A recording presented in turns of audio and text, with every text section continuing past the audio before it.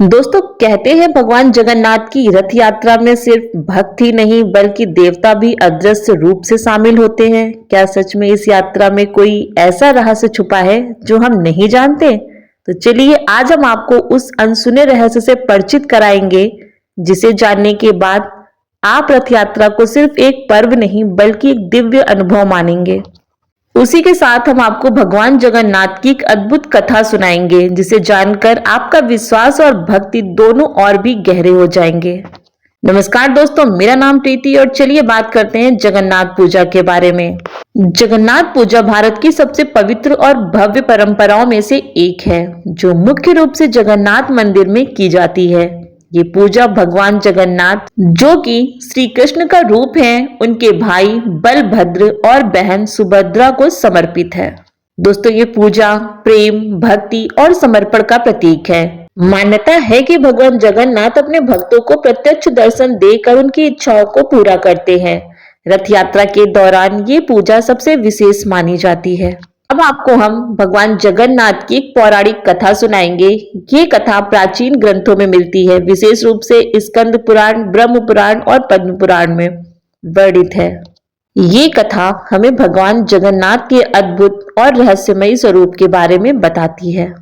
दोस्तों प्राचीन समय की बात है। मालवा के राजा इंद्रद्युम्न बहुत ही धर्मपरायण और भगवान विष्णु के महान भक्त थे। उनके मन में एक ही इच्छा थी, मैं भगवान का ऐसा मंदिर बनवाऊं जहां स्वयं भगवान निवास करें और सभी भक्तों को दर्शन दें। उन्होंने अनेक यज्ञ, तपस्या और पूजा अर्चना की, लेकिन उन्हें भगवान के साक्षात दर्शन नहीं हो रहे थे। एक दिन राजा को पता चला कि उड़ीसा के जंगलों में नील माधव नाम से भगवान विष्णु की पूजा हो रही है। राजा ने अपने मंत्री विधापति को उन्हें खोजने के लिए भेजा। विधापति जंगलों में पहुंचे, जहां उनकी मुलाकात एक भील अर्थात आदिवासी से हुई, जिनका नाम विश्ववसु था। विश्ववसु गुप्त रूप से नील माधव की पूजा करते थे। काफी प्रयासों के बाद विधापति ने नील माधव के दर्शन किए और लौटकर राजा को सब बताया। इसके बाद जब राजा इंद्रद्युम्न वहां पहुंचे तो नील माधव की मूर्ति अचानक से गायब हो गई। राजा बहुत दुखी हुए और उन्होंने कठोर तपस्या शुरू कर दी। तभी एक आकाशवाणी हुई, हे राजा, तुम समुद्र के किनारे एक भव्य मंदिर बनाओ। मैं स्वयं दारु ब्रह्मा अर्थात पवित्र लकड़ी के रूप में प्रकट हो जाऊंगा। कुछ समय बाद समुद्र तट पर एक विशाल दिव्य लकड़ी बहकर आई। इस लकड़ी से अद्भुत सुगंध आ रही थी और उसमें दिव्य शक्ति का अनुभव हो रहा था। राजा ने समझ लिया कि यह वही भगवान का संकेत है। उसी समय एक वृद्ध वहां पर आया जो विश्वकर्मा थे। उन्होंने कहा, मैं इन लकड़ियों से भगवान की मूर्तियां बनाऊंगा, लेकिन मेरी एक शर्त है, जब तक मैं काम कर रहा हूं कोई भी दरवाजा नहीं खोलेगा। राजा और रानी ने यह शर्त स्वीकार करी और विश्वकर्मा ने अपना काम शुरू किया। कई दिनों तक कमरे से कोई आवाज नहीं आई। रानी को चिंता होने लगी, कहीं कारीगर को कुछ हो तो नहीं गया। चिंता और अधीरता के कारण उन्होंने दरवाजा खुलवा दिया। जैसे ही दरवाजा खुला, कारीगर विश्वकर्मा अदृश्य हो गए। मूर्तियां अधूरी रह गईं। मूर्तियों के हाथ पांव पूर्ण नहीं थे, उनकी आंखें बहुत बड़ी थीं। ये देखकर राजा बहुत दुखी हुए कि मूर्तियां अधूरी रह गईं। तभी आकाशवाणी हुई, हे राजा, यही मेरा वास्तविक रूप है। मैं इसी रूप में जगत का नाथ अर्थात जगन्नाथ बनकर पूजा जाऊंगा। इस प्रकार भगवान जगन्नाथ, बलभद्र, सुभद्रा की स्थापना हुई। राजा इंद्रद्युम्न ने जगन्नाथ मंदिर का निर्माण करवाया और विधि पूर्वक भगवान की स्थापना की। यह मंदिर आज भी भगवान के 4 धामों में से एक माना जाता है और लाखों भक्त यहाँ दर्शन करने आते हैं। दोस्तों कथा के अनुसार भगवान जगन्नाथ अपनी बहन सुभद्रा की इच्छा पूरी करने के लिए हर वर्ष नगर भ्रमण पर निकलते हैं। इसी परंपरा से रथ यात्रा की शुरुआत हुई। ये तो हम सब जानते हैं कि भगवान किसी भी रूप में हो सकते हैं। अधूरापन भी ईश्वर की पूर्णता का ही हिस्सा है। सच्ची भक्ति में धैर्य और विश्वास जरूरी है। ईश्वर अपने भक्तों के लिए स्वयं मार्ग बनाते हैं। दोस्तों यह कथा केवल धार्मिक कहानी नहीं है, बल्कि श्रद्धा और धैर्य और समर्पण की अद्भुत शिक्षा है। भगवान जगन्नाथ का अनोखा रूप हमें सिखाता है कि ईश्वर को पाने के लिए बाहरी सुंदरता नहीं बल्कि सच्चा प्रेम और भक्ति जरूरी है। अब जानते हैं भगवान जगन्नाथ की पूजा विधि के बारे में, जो घर पर सरलता से आप कर सकते हैं। सबसे पहले भगवान जगन्नाथ की एक तस्वीर या मूर्ति जरूरी है, वो आपके पास होनी चाहिए। फूल तुलसी के पत्ते रखिए, धूप दीप अगरबत्ती रखिए, भोग में खिचड़ी, मिठाई, फल, गंगा जल, इन सब का प्रयोग करें। दोस्तों, पूजा की शुरुआत कैसे करनी है, तो सुबह स्नान करके स्वच्छ वस्त्र पहने, भगवान की प्रतिमा को साफ स्थान पर स्थापित करें, दीपक और धूप जलाएं, फल और तुलसी अर्पित करें, भोग लगाएं, विशेष रूप से खिचड़ी का प्रसाद प्रयोग करें, आरती करें और प्रार्थना करें। दोस्तों, क्या आपको पता है कि जगन्नाथ जी का प्रसाद महाप्रसाद कहलाता है? या मिट्टी के बर्तनों में बनाया जाता है और इसे खाने से पापों का नाश और पुण्य की प्राप्ति होती है। जगन्नाथ जी की पूजा में रथ यात्रा का विशेष महत्व है। रथ यात्रा भारत के सबसे भव्य और पवित्र त्योहारों में से एक है, जो पुरी स्थित जगन्नाथ मंदिर से प्रारंभ होती है। यह केवल एक उत्सव नहीं है बल्कि भगवान और भक्त के मिलन का प्रतीक है। दोस्तों, सामान्यतः क्या होता है कि हम मंदिर जाते हैं, परंतु रथ यात्रा में भगवान जगन्नाथ, बलभद्र और सुभद्रा स्वयं रथ में बैठकर नगर का भ्रमण करते हैं। इसका अर्थ है ईश्वर अपने भक्तों तक पहुंचने के लिए स्वयं आगे आते हैं, चाहे भक्त किसी भी स्थिति में क्यों ना हो।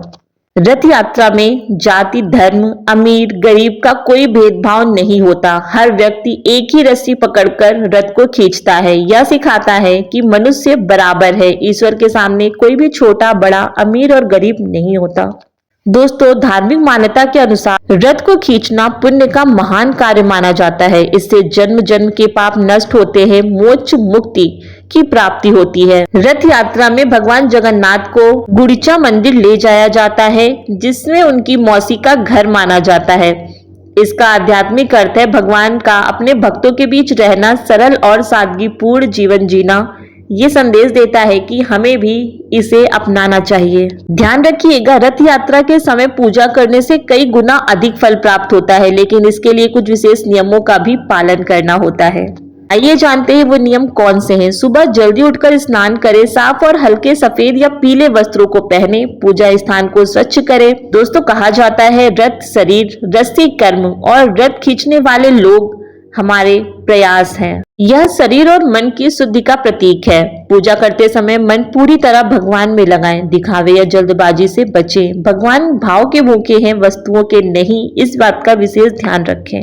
रथ यात्रा के दौरान केवल सात्विक भोजन करें, लहसुन, प्याज और मांसाहार से दूर रहें। इससे मन शांत और पवित्र रहता है। दोस्तों, भगवान जगन्नाथ को विशेष रूप से खिचड़ी, दाल चावल, फल और मिठाई, तुलसी के पत्ते अर्पित किए जाते हैं। इनका भोग लगाने से भगवान शीघ्र प्रसन्न होते हैं।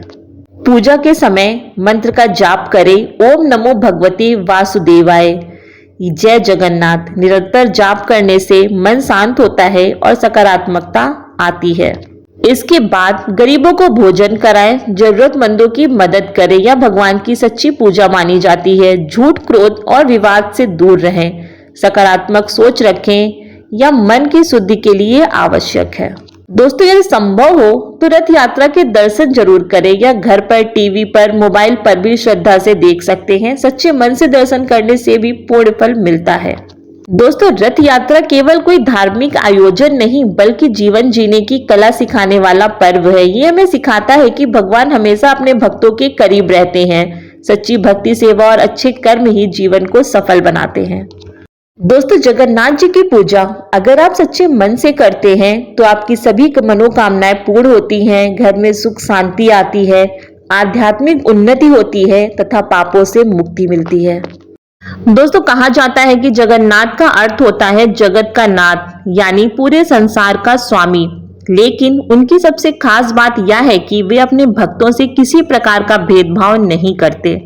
ना जाति देखते हैं, ना धर्म, ना अमीरी, ना गरीबी। जो भी सच्चे मन से उन्हें पुकारता है वे उसके हो जाते हैं, और यही उनकी सबसे बड़ी विशेषता है। आपने देखा होगा कि जगन्नाथ मंदिर में भगवान जगन्नाथ की मूर्ति बाकी देवताओं से बिल्कुल अलग है। बड़ी बड़ी आंखें, अधूरे हाथ, सरल और अद्भुत रूप। ये सब हमें गहरा संदेश देते हैं। भगवान को देखने के लिए सुंदरता या पूर्णता नहीं बल्कि सच्ची श्रद्धा चाहिए। दोस्तों, सिर्फ भगवान को देखने के लिए ही नहीं, मनुष्य को भी देखने के लिए आपके मन में सच्चा प्रेम और श्रद्धा होनी चाहिए। व्यक्ति कैसा भी हो, आप उसे स्वीकार करें। भगवान जगन्नाथ की बड़ी बड़ी आंखें ये दर्शाती हैं कि भगवान हर समय अपने भक्तों को देख रहे हैं, उनकी हर प्रार्थना को सुन रहे हैं, महसूस कर रहे हैं। जगन्नाथ जी की भक्ति में सबसे सुंदर बात यह है कि यहाँ भगवान को राजा भी माना जाता है और अपना मित्र भी। भक्त डरते नहीं हैं बल्कि उनसे प्रेम करते हैं, उनसे बातें करते हैं, उन्हें अपने घर का सदस्य मानते हैं। यही कारण है कि रथ यात्रा में भगवान स्वयं मंदिर से बाहर आकर अपने भक्तों के बीच जाते हैं। दोस्तों, यह दृश्य हमें ये सिखाता है कि भगवान दूर नहीं है, वे हमारे बहुत करीब हैं। जगन्नाथ जी का प्रसाद, जिसे महाप्रसाद कहा जाता है, बहुत ही पवित्र माना जाता है। कहा जाता है इसमें कभी कमी नहीं होती, यह सभी के लिए समान होता है। इसे ग्रहण करने से मन शुद्ध और पवित्र होता है। भक्तों का विश्वास है कि जो भी सच्चे मन से जगन्नाथ जी को याद करता है, उसकी सभी मनोकामनाएं अवश्य पूर्ण होती हैं। कई लोगों ने यह अनुभव भी किया है कि जब जीवन में कोई रास्ता नहीं दिखता, तब भगवान जगन्नाथ किसी न किसी रूप में मदद करते हैं। और दोस्तों, यही विश्वास भक्ति की सबसे बड़ी शक्ति है। जगन्नाथ जी की कथा और उनकी रथ यात्रा हमें सिखाती है कि जीवन में धैर्य रखें, हमेशा अच्छे कर्म करें, दूसरों की मदद करें और सबसे महत्वपूर्ण, ईश्वर पर विश्वास बनाए रखें। दोस्तों, अंत में बस इतना ही कहना चाहेंगे कि अगर आपका मन भी कभी परेशान हो, रास्ता ना समझ में आए या जीवन में कठिनाई आए, तो बस एक बार सच्चे दिल से कहिएगा जय जगन्नाथ। क्योंकि जब आप सच्चे मन से पुकारते हैं तो भगवान जगन्नाथ आपकी हर पुकार को सुनते हैं और कहीं ना कहीं से आपकी मदद जरूर करते हैं। दोस्तों, अगर आपको ये वीडियो पसंद आया हो तो वीडियो को लाइक और शेयर जरूर करें। साथ ही दोस्तों, एक रिक्वेस्ट है कि आप वीडियो को देखते हैं परंतु चैनल को सब्सक्राइब नहीं करते। वीडियो अच्छा लगता है तो आप चैनल को सब्सक्राइब भी कर लें और साथ ही बेल आइकन को प्रेस करना ना भूलें, ताकि आने वाले सभी भक्तिमय वीडियो आप तक पहले पहुंचे। और अगर आप भगवान जगन्नाथ के सच्चे भक्त हैं तो कमेंट में जय जगन्नाथ जी जरूर लिखें। भगवान जगन्नाथ जी की कृपा आप सब पर हमेशा बनी रहे। आप जीवन की ऊंचाइयों को हासिल करें और हमेशा बुलंद रहें। जय श्री जगन्नाथ।